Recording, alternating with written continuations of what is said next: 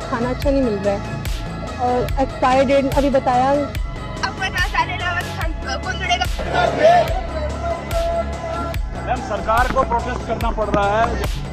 खाना अच्छा नहीं मिल रहा है और एक्सपायर डेट अभी बताया सर ने कि एक्सपायर डेट है और हमें पता ही नहीं है कि एक्सपायर डेट है।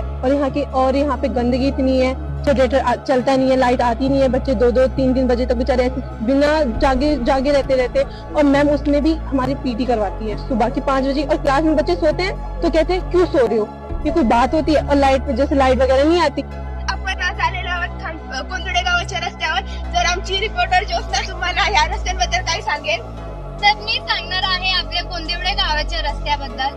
तर हा रस्ता जसं की द्रुतगती महामार्गासारखा आहे, अशा गाड्या जात आहेत तर त्यांच्या पोटातलं पाणीही सुद्धा हलत नाही। तर तुम्ही बघू शकता रस्ते कसे आहेत, तुम्ही बघू शकता।